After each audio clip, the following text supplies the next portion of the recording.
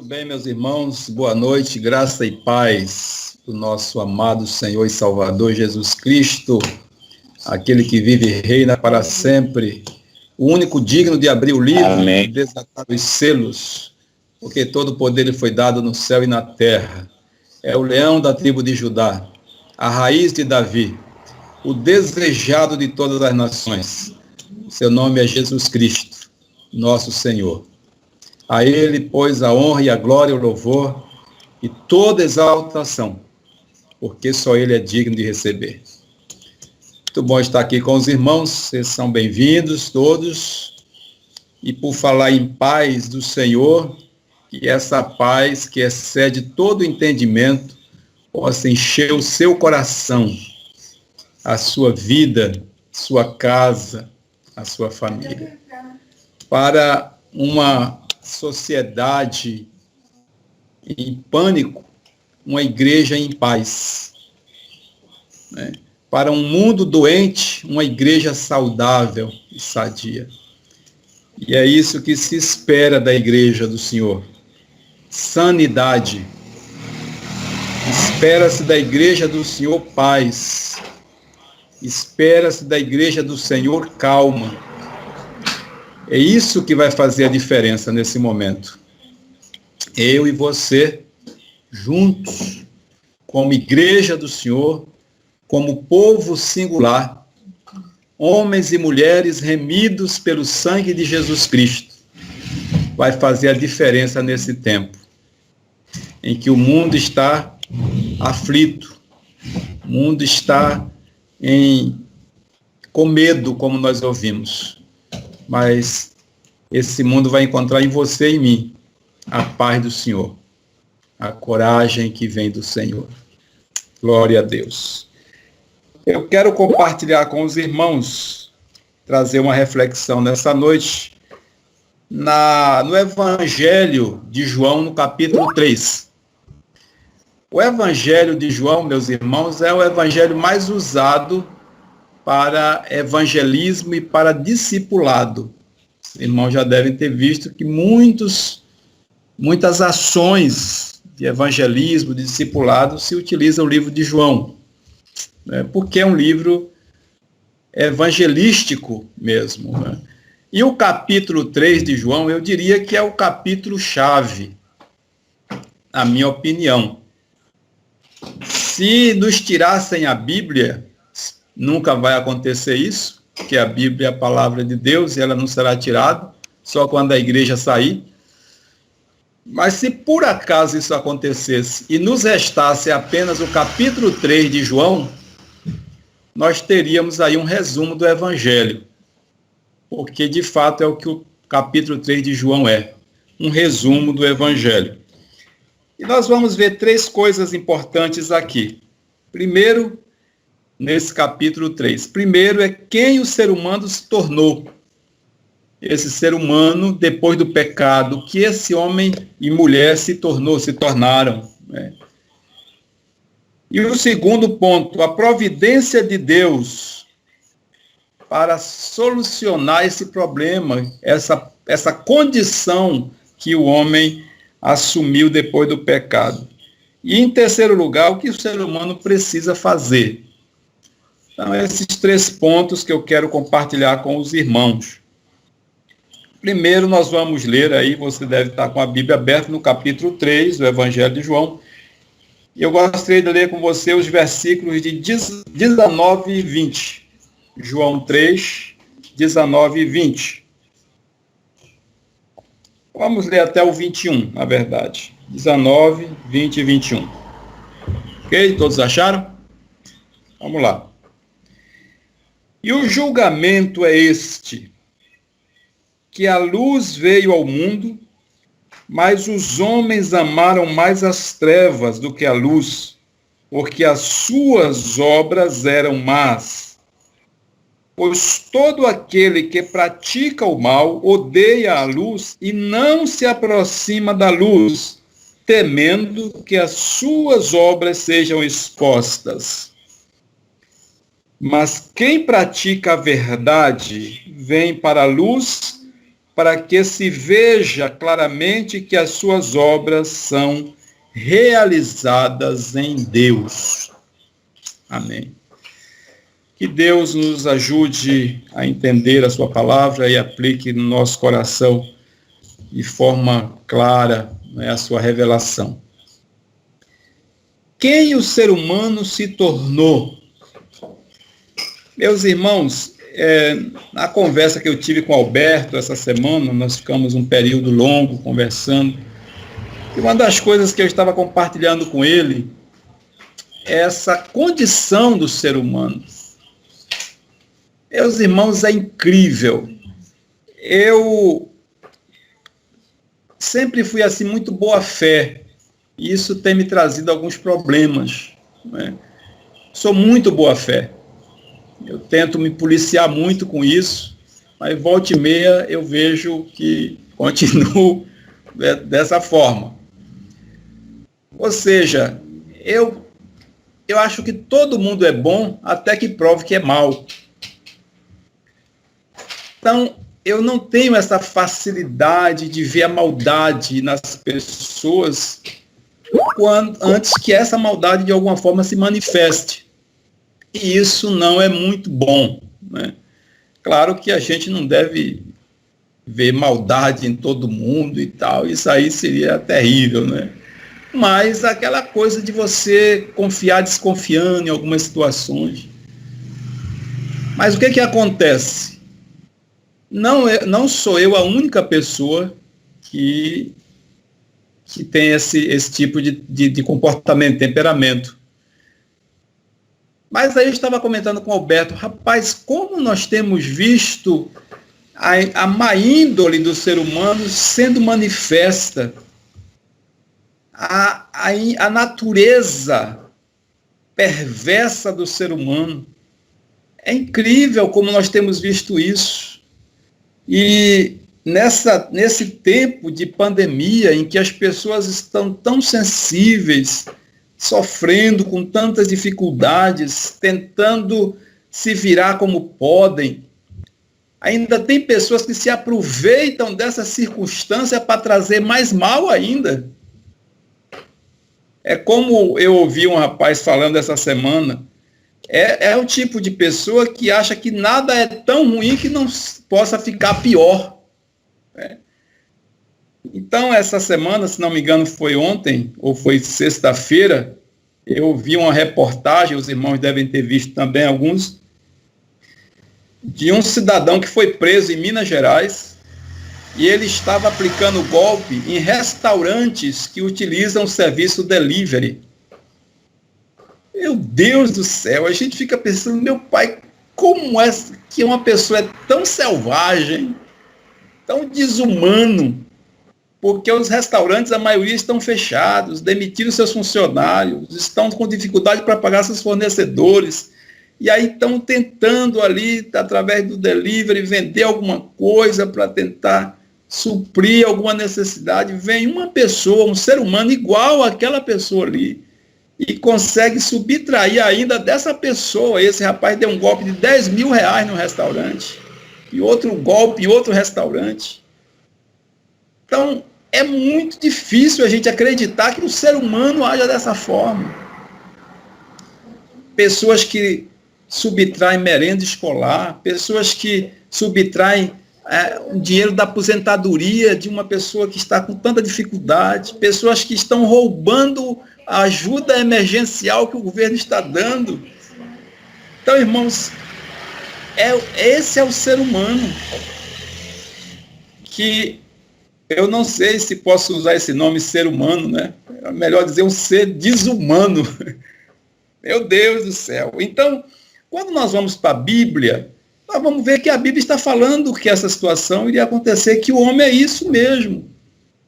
É que às vezes a gente não consegue admitir, e a gente vê um texto bíblico assim, meu Deus, eu acho que de repente aqui tem uma força de expressão, a coisa não é tão assim também não, né?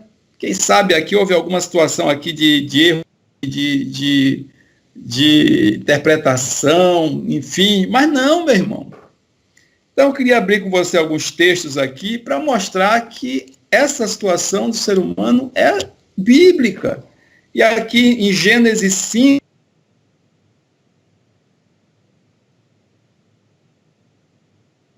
depois que o homem peca, Deus fala aqui da situação em que esse homem se tornou, quem ele se tornou. Versículo 5 do capítulo 6. Contudo, o Senhor observou que a perversidade do ser humano havia crescido muito na terra e que toda a motivação das ideias que provinham das suas entranhas era sempre e somente inclinada a praticar o mal. Gente, parece que eu não tinha visto esse versículo na Bíblia ainda. Mas agora, eu começo a ver, meu Deus, está aqui. O rapaz que aplicou o golpe no restaurante está aqui descrito. Aquele criminoso também que ligou aqui para minha casa e conseguiu clonar o meu WhatsApp, o da minha filha, para tentar subtrair dinheiro das pessoas conhecidas, está aqui também nesse texto. Essa é a índole, irmãos, do ser humano. Aí você diz assim, mas aí é o Velho Testamento, está lá atrás, hoje é diferente. Será que é diferente? Vamos ver aqui o que Paulo fala em Romanos. O livro de Romanos, no capítulo 3 de Romanos, olha o que está escrito aí, vamos lá. Romanos 3, a partir do versículo 10. Fique atento aí, presta atenção. Romanos 3, 10 até o 18. Olha o que diz aqui, ó. Como está escrito, não há nenhum justo, nem ao menos um. Não há uma só pessoa que entenda, ninguém que de fato busque a Deus. Todos se desviaram, tornaram-se juntamente inúteis. Não há ninguém que pratique o bem, não existe uma só pessoa. Verso 13. Suas gargantas são como um túmulo aberto. Usam suas línguas para ludibriar, enquanto debaixo dos seus lábios está o veneno da serpente. Que serpente é essa?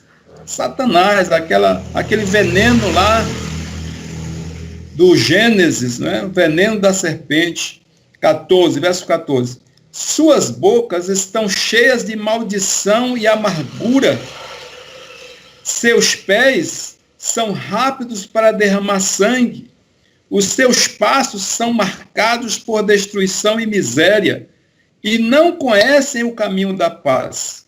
Consideram que é inútil temer a Deus.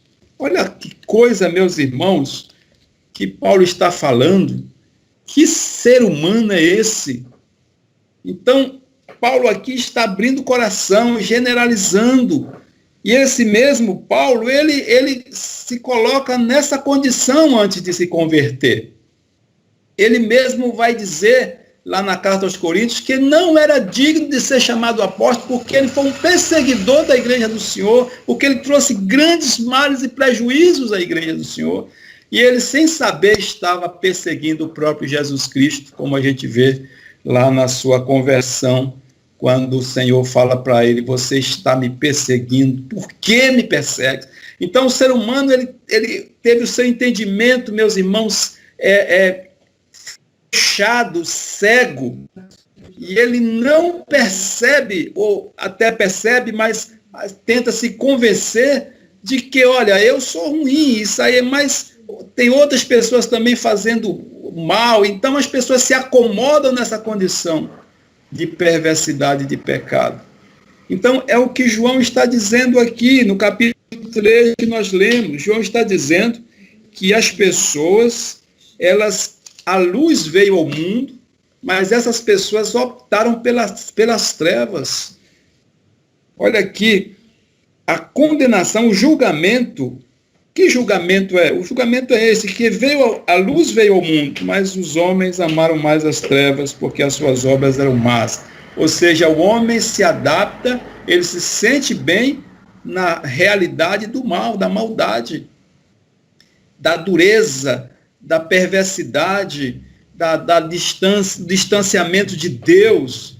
Esse passou a ser o habitar do ser humano, meus irmãos. Que coisa terrível. O que esse homem se torna, né? Por causa do pecado. Você observa claramente, e é só a gente olhar a natureza, não precisa ir muito longe, você vai ver que Deus, é a semana da criação, que está lá em Gênesis. Nessa semana de 6 dias, Deus criou todas as coisas. Em Hebreus capítulo 11 diz isso, que pela palavra tudo foi criado. Os mundos que nós vemos foram criados. Está lá no livro de Hebreus capítulo 11, versículos, se não me engano, 1 e 2. E aí lá em Gênesis você vai ver que Deus cria todas as coisas. Deus criou as árvores, os pássaros. Deus colocou os pássaros no ar. E até hoje eles estão aí no ar. Eles têm asas. O pássaro, menor que seja, ele nasce ali, começa já a bater as asinhas, daqui a pouco ele voa, e aí ele não quer mais saber de ficar em outro lugar. Ele está no ar, no lugar que Deus colocou ele. A mesma coisa são as árvores, né? Então não precisa entender de botânica nem nada para você entender que uma árvore ela só consegue produzir se ela estiver no solo. Se você arranca a árvore, ela vai morrer 2 dias depois, porque ela nasceu para estar ali, a origem dela é o solo. E ela continua cumprindo o seu papel porque ela está no lugar que Deus colocou ela. As aves, os pássaros continuam fazendo essa linda canção, né, nos ares, o canto dos pássaros, porque Deus colocou eles, estão no mesmo lugar. Da mesma coisa são os peixes no mar. Observe que mesmo aqueles monstros marinhos, né, a baleia, de vez em quando encalha uma baleia aí em alguma praia, mas o que vai acontecer se essa baleia encalha? Ela vai morrer um dia depois, no mesmo dia ela já não consegue mais viver, porque ela foi criada para estar na água. Então o peixe, quando ele sai da água, ele morre, porque não é a sua origem. Mas o único que saiu do seu lugar, da sua posição, da sua origem, foi o homem.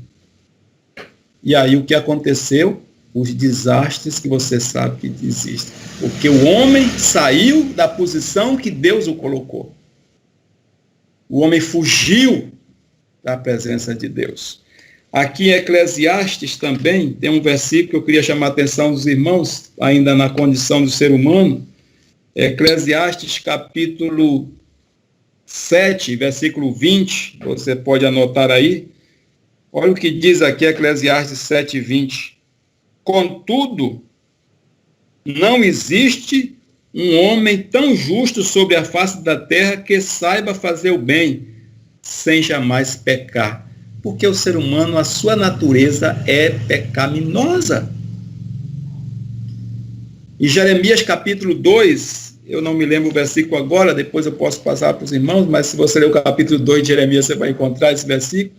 Ele diz que ainda que nós nos lavemos com salitre, né, e amontoemos sabão sobre a nossa cabeça, a nossa iniquidade permanece lá, porque está na natureza do ser humano. Volta e meia você vê essa natureza humana se manifestar. Até pessoas que já estão, né, na igreja, que já servem ao Senhor, mas de vez em quando, se não se policiar, o velho Adão se levanta, a velha Eva se levanta. Por isso Jesus diz assim, vigiai e orai, o Espírito está presente, mas a carne é fraca, meu irmão. Porque a natureza do ser humano, apesar de já ser tratada, trabalhada, mas ainda de vez em quando ela tenta se levantar. Tanto que Paulo dizia assim, que era uma luta que ele travava dioturnamente, né? E ele chegou a dizer, miserável homem que sou, quem me livrará do corpo dessa morte? Essa é a natureza, meus irmãos, do ser humano. E o que ele se tornou, essa pessoa ruim, má, perversa. Esse é o ser humano, infelizmente, se torna. Mas não ficou só nisso. Porque no próprio livro de Gênesis há uma promessa. A promessa que conhecemos lá em Gênesis 3. Quando Deus fala tanto para o homem, para a mulher, né? Porque quando Deus fala com o homem, ele busca aquela resposta evasiva do ser humano, que infelizmente nós, irmãos, sabemos que isso se repete. O ser humano é evasivo, ele não assume a culpa, é muito difícil, sempre procura alguém para transferir a culpa, sempre procura um bode expiatório, o que Adão fez. Então, se Adão fez, então esse mesmo comportamento ele passou a todos os seres humanos, né? Mas vem a promessa. Qual é a promessa ali de Gênesis 3? Da mulher nascerá uma semente, e a serpente vai ferir o calcanhar dela, mas ela vai esmagar sua cabeça. Aleluia! Glória a Deus! Satanás conseguiu ferir o calcanhar de Jesus com a sua morte, está na cruz do Calvário. Mas a morte de Jesus, meus irmãos, esmagou a cabeça da serpente. Porque João, lá na epístola de João, capítulo 3, versículo 8, o Filho do Homem se levantou para desfazer com as obras de Satanás, rechaçar o inimigo. Glórias ao Senhor. E aí, no capítulo 3 de João, ele vai falar exatamente essa providência de Deus. Ele vai falar dessa cura para a enfermidade do pecado. E aqui nós podemos ler, aí no capítulo 3 de João, versículo 14 a 18. É lindo esse texto. Nós estamos aí em João 3. Deixa eu abrir aqui, que eu acabei passando. No verso 14 ao 18, eu quero que você leia assim, como se você estivesse comendo um pão com muita fome. A palavra de Deus deve ser lida dessa forma, né? Degustada. E olha o que diz aqui. Assim como Moisés, versículo 14, assim como Moisés levantou a serpente lá no deserto, desse mesmo modo, é necessário que o Filho do Homem seja levantado. O Filho do Homem seja levantado. Versículo 15. Para que todo o que nele crê não pereça, mas tenha a vida eterna. Observe. Porque Deus amou o mundo de tal maneira que deu o seu Filho unigênito, para que todo aquele que nele crê não pereça, mas tenha a vida eterna. Portanto, Deus enviou o seu Filho ao mundo, não para condenar o mundo, mas para que o mundo fosse salvo por ele, por meio dele. Quem nele crê não é condenado, porque a condenação já está, é uma sentença, a morte já é uma sentença, mas quem nele crê não é condenado, mas quem não crê já está condenado, porque não acreditou no nome do Filho unigênito de Deus. Meus irmãos, não precisa ser mais claro, o próprio texto é totalmente didático aqui. E aí, só para confirmar isso, você vai lá para o versículo 36 do mesmo capítulo, o último versículo do capítulo 3, o que é que ele diz? Quem crê no Filho tem a vida eterna. Aquele que não crê no Filho não verá a vida, mas a ira de Deus permanece sobre ele. Amados, nós não podemos mudar a sentença de Deus. Nós não podemos melhorar o que Deus fez. Porque às vezes há essa tendência de a gente dar uma melhorada no Evangelho para adaptar algumas coisas, para que as pessoas não se assustem, né? Para que o Evangelho não fique tão duro para as pessoas, Então, muita gente está tentando apresentar um evangelho terapêutico para as pessoas, um evangelho mais romântico. Mas aqui a palavra de Deus está dizendo que aquele que não crê em Cristo, que não receber a oferta de Deus, que não assumir um compromisso de aliança com Deus, a ira dele vai permanecer sobre essa pessoa. Porque existe, meus irmãos, uma ação de ira de Deus sobre o pecado e o pecador. Deus não compactua com o pecado. O que essas coisas que nós vemos, essas ações iníquas do ser humano, Deus não compactua com isso. E se essa pessoa não buscar a regeneração, a reconciliação com Deus em Cristo, ela já está condenada, é o que está dizendo aqui. Não há um meio termo para isso. Não tem essa coisa de jeitinho brasileiro, não existe no céu. Sabe por quê? Porque Deus é um Deus de amor, mas é um Deus de justiça. Aos dois pratos da balança de Deus. Amor e justiça. Percebe? Então Deus não pode ser diferente disso. Deus não coloca o pingo fora do i. Deus é um Deus de justiça.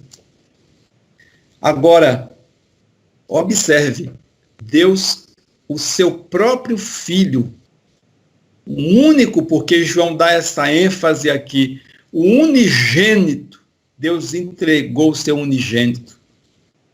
E a gente sabe o preço que Jesus pagou. A gente, às vezes, canta isso sem ter essa noção. Eu gosto muito dessa música que nós cantamos lá na igreja. Eu nunca saberei quanto custou os meus pecados lá na cruz. Eu nunca terei a dimensão disso. Nunca terei. Sim, nesse sangue lavado, mais alvo que a neve eu serei. Então, meus irmãos, esse é o antídoto para o veneno da serpente. Esta é a cura para a enfermidade do pecado, para a lepra do pecado. Somente Jesus. Então, o texto aí é muito claro, em Atos 4:12. Atos 4:12.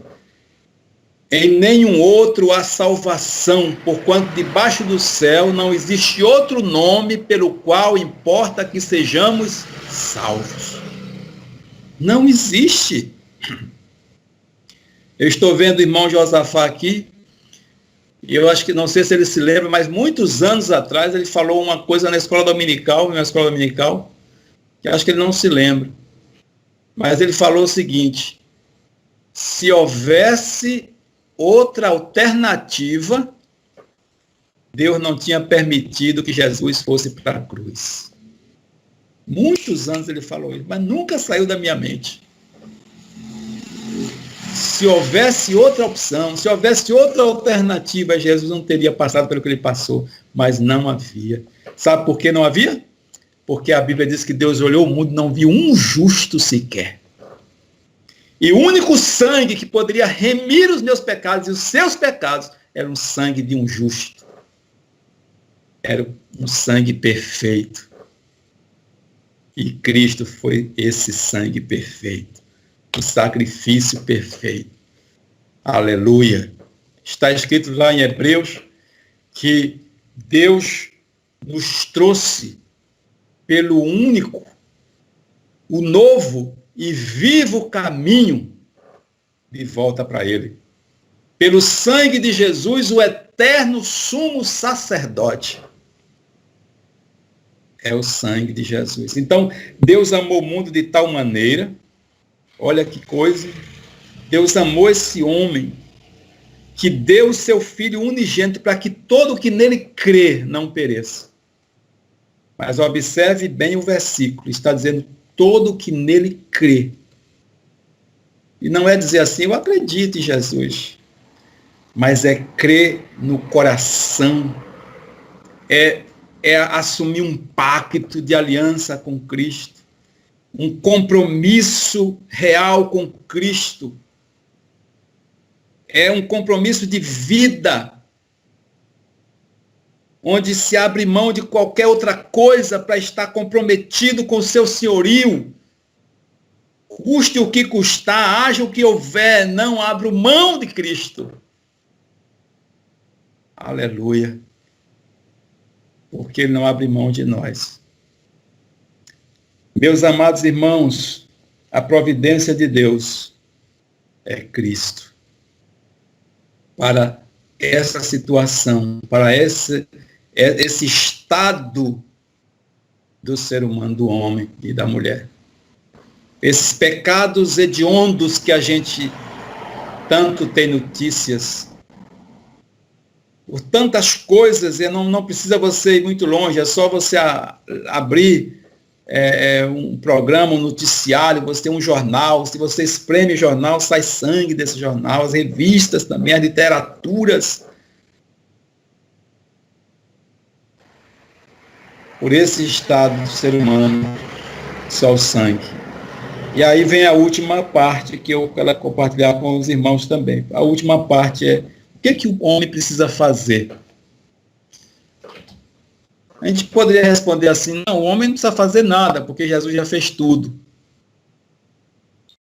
O homem não precisa fazer nenhuma obra, porque foi a obra de Cristo. Isso é fato. Pela graça sois salvos, mediante a fé, isso não vem de vós, é um dom de Deus, e não vem das obras, para que ninguém se glorie. Efésios capítulo 2, versículo 8 e 9.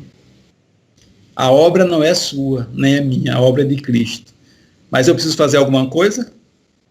Aqui João está dizendo que sim.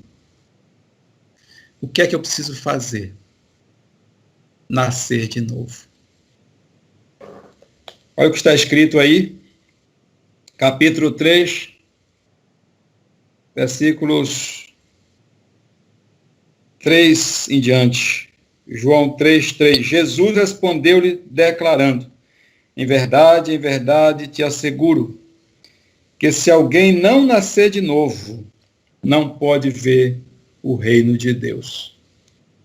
Nicodemos questionou: como pode um homem nascer sendo velho? Pode, todavia, entrar pela segunda vez no ventre de sua mãe e nascer novamente? Verso 5. Arrazoou Jesus: em verdade, te asseguro.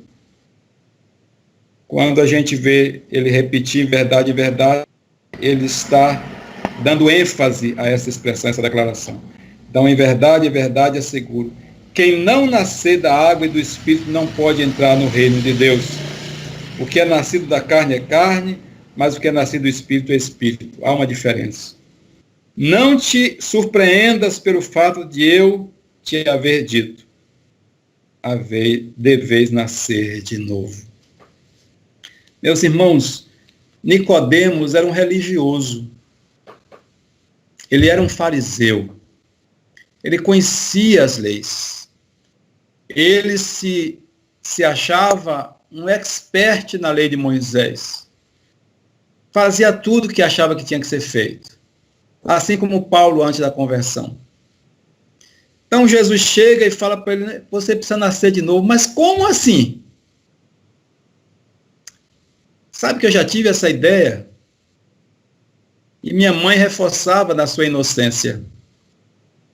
Eu dizia: acho que eu não preciso ser crente, porque eu já sou tipo crente, parecido com crente. Minha mãe dizia: exatamente. Aí quando eu me converti, cheguei no interior, não tinha telefone ainda na época, eu mandei um recado para uma pessoa que tinha viajado, que eu tinha me convertido, que eu era crente. Aí minha mãe ficou brava comigo, né? Quando eu cheguei lá, ela disse exatamente isso: menino, você já era crente. Eu dizia: era parecidíssimo com crente. Mas a minha natureza continuava pecaminosa. A minha natureza não havia mudado.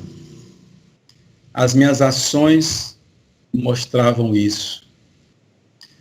Só o sangue de Jesus, só o compromisso com Cristo, só o novo nascimento pode mudar a nossa vida. Eu podia até ser parecido com crente, podia até ser tipo crente, mas não era nascido de novo e não vale. Meu irmão, minha irmã, Eu queria dizer para você nessa noite, se não nasceu de novo, não vale. Pode estar na igreja, pode ser batizado, pode até cantar no coral, pode fazer um monte de coisa, mas se não nascer de novo, não vale. É o que Jesus está dizendo aqui para nós. Necessário é nascer de novo. E olha, não fique surpreso não, meu filho, por eu te falar isso. É o que ele fala aqui no versículo 7. Não, na minha tradução, não se surpreenda pelo fato de eu ter dito isso. Porque tem que ser por esse caminho. Porque essa natureza, meus amados irmãos, ela não entra no reino de Deus. E sabe por que Jesus veio aqui e pagou o preço? E aí a gente falou há pouco, para que essa natureza minha e sua fosse mudada. E aí nós que estávamos indo numa direção, mudamos essa direção. Porque a conversão é isso. O que é uma conversão? Você está indo na pista ali, você vai precisar fazer uma conversão, você vai mudar o sentido do seu trajeto. Mas se você se converteu, acho que se converteu e continua na mesma direção, fazendo as mesmas coisas, não houve conversão. Não houve novo nascimento. Então, meu amado, minha amada irmã, você que me ouve, você que vai me ouvir depois, tem que haver conversão, tem que haver novo nascimento. Porque senão esse estado não vai mudar. O estado do ser humano é esse que nós vimos aí, os versículos 19 e 20. O homem afundado nas trevas, na escuridão, amando as coisas más, as coisas ruins, perversas, um coração perverso. Esse tipo de coração não herda o reino. Só nascendo de novo. E quando você nasce de novo, aí, meu irmão, você não precisa nem daquele esforço imenso, as coisas acontecem naturalmente. Eu queria concluir falando uma coisa para os irmãos, preste atenção nisso. Às vezes nós ficamos preocupados, assim, e há um certo preconceito da parte das pessoas com um ser humano que está na prostituição, né? Você passa até medir uma certa distância, aquela pessoa que está afundada nas drogas. Quando você vai numa cadeia, não sei se algum aqui tem a oportunidade de ir numa cadeia, e você olhar para aquelas pessoas ali, saber que aquelas pessoas cometeram crimes hediondos, mataram, que roubaram, fizeram tanta coisa. A gente tem essa dificuldade muito grande. Mas, meus irmãos, a Bíblia diz que se não nascermos de novo, não vai mudar muito em relação a essas pessoas. Eu me lembro que Jesus estava em um determinado lugar e alguém chegou e falou sobre uma consulta dos galileus, né? Falando sobre um ator que havia caído sobre algumas pessoas. E aí alguém pensou assim, puxa vida, se essa torre caiu em cima daquele pessoal lá, aquele pessoal realmente era muito mal. Não é isso que a gente pensa às vezes, né? Rapaz, se aconteceu isso, o negócio está feio para ele ali. Eu estou lendo o livro de Jó, né? E os amigos de Jó chegaram e falaram, rapaz, abre o jogo aí, meu irmão, fala o que você fez, porque o que aconteceu com você, o negócio, o pecado aí é muito grande, a situação está preta mesmo para você. Confessa, rapaz, diz o que tu fez. E Jó, coitado ali, rapaz, não fiz nada. Mas aí, o que é que Jesus diz ali para aqueles homens? Se vocês não se converterem, igualmente perecerão. Amados, é claro que existem pessoas com coração muito pior do que outras, muita maldade no coração mais do que outras. Isso aí a gente sabe que existe, claro. Mas a ordem é para todos. Necessário vos é nascer de novo. Então aqui está o estado do ser humano, que é um estado de pecado, de perdição, de trevas, a providência de Deus, que é Cristo, e a nossa parte, que é aceitar o Senhor Jesus como nosso Senhor e Salvador. Abrir o nosso coração nascer de novo. Entregar. Não é entregar tomando de volta, mas é entregar de uma vez. Que Deus nos abençoe e nos ajude. Que essa decisão, meus irmãos, ela possa de fato marcar e fazer a diferença nas nossas vidas, que ela possa ser perceptível, o mundo possa ver. Não é para que você se glorie, não, mas é para ver que o reino de Deus chegou até você e que os sinais são evidentes. O novo nascimento aconteceu. Nós somos uma nova criatura. O mundo precisa ver isso em nós. E aí Pedro diz assim, Pedro não, Jesus no Sermão da Montanha, para que vendo as vossas obras glorifiquem a vosso Pai que está nos céus. Amém? Amém. Amém. Glória a Deus. Deus seja louvado, meus amados irmãos. Continue lendo aí depois o capítulo 3 de João, tem muito mais coisas, mas é um resumo desse capítulo sobre o estado do ser humano, sobre a providência de Deus e sobre a nossa ação nesse contexto aí que é novo nascimento, para que você possa de fato estar aí treinando para morar eternamente com o Senhor. É isso que ele está dizendo e foi para isso que ele veio. Quero orar com você, feche seus olhos. Senhor, nós te damos graças por esse dia maravilhoso e abençoado que nos deste. Pedimos a tua bênção em favor de cada um que assiste, que ouve essa palavra. Pai amado, sonda os nossos corações. Como diz o salmista, vê se há em nós algum caminho mau e guia-nos pelo caminho eterno. Ajuda-nos, Senhor, a de fato examinarmos, nos autoexaminarmos cada dia e se percebermos que há alguma ação ou algum sinal do velho homem, da velha mulher, da natureza velha, daquela que já deveria ter morrido, que o Senhor nos ajude a nos corrigirmos para que possamos melhorar cada dia mais e sermos cada dia mais, ó Deus, suscetível à tua palavra, à tua vontade, humildes, Senhor, piedosos, quebrantados, rendidos ao teu propósito para as nossas vidas. Em nome de Jesus. Amém.